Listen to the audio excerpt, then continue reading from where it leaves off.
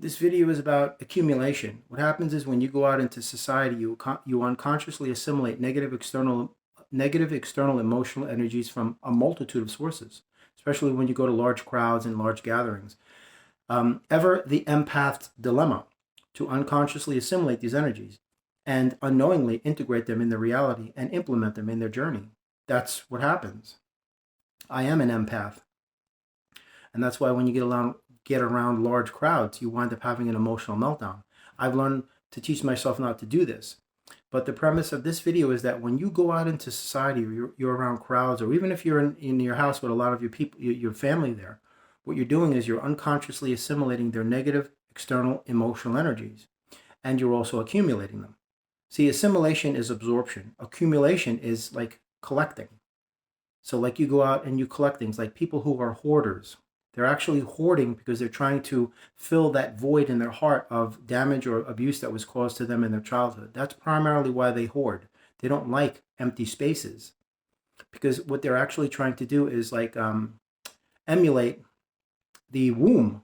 That's the reason why when you get under the covers at night, you feel safe. You're basically recreating the sensation of being taken care of inside your mother's stomach. But nonetheless, whenever you travel out, you're always unconsciously absorbing these things, assimilating. And after a while, from one source or another, you're accumulating them. And then it's going to begin to weigh you down. Because what you should be doing is assessing, not assimilating. And what you should be doing is not accumulating, but learning from these energies and integrating the lessons, not the energy, into your life. You can be a conscientious observer by not being an active contributor or a willing participant. That becomes an extension of your energy that allows these energies to assimilate and absorb into your aura and your essence, your presence, your being, your soul, your heart, your mind, your imagination, your collective element.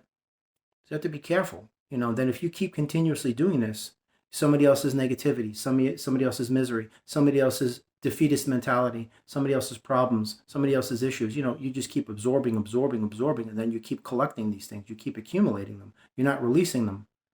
The fact that you've absorbed them is indicative of the fact that you're a low vibration, that there's a window open somewhere or a door so open somewhere that this stuff is getting in. So that has to be a clear correlation between where you actually are and where you believe yourself to be. It's a great discrepancy there. So you have to understand, when you travel out there into society, that is a cocktail, a soup, a stew. It's an amalgam, a conglomerate of all kinds of energies, and not just from human beings, from every form of creation. You can get animals that are evil, trees, that have a very bad energy to them, anything with a negative vibration, not just human beings, because everything has feelings and emotions, not just people. Trees have feelings and emotions. The wind has feelings and emotions. Rocks have feelings and emotions. The mountains have feelings and emotions and a soul and a heart and a conscience. Absolutely. Just like you have a conscience. They do too. They're just energy that is manipulated to assume a completely different form. That's all it is.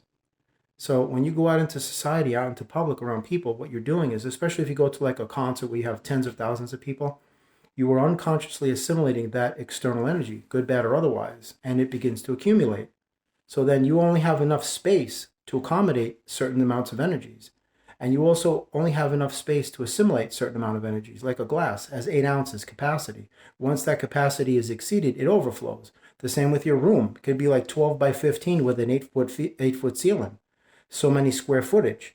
But if that capacity is exceeded, that room will be crowded and everything will spill out of the windows and the door. That's exactly what you're doing. You're loading yourself down. And you have to be careful. So as you venture into the public and in society, just be consciously aware of your energy and everybody else's, because energy never lies. If you get a bad vibe off of somebody's energy, stay away from them and just say to yourself, I denounce this energy, I cleanse, I purge, and just, say a prayer or whatever you want to just get that energy off of you, because it's going to attempt to attach itself to you.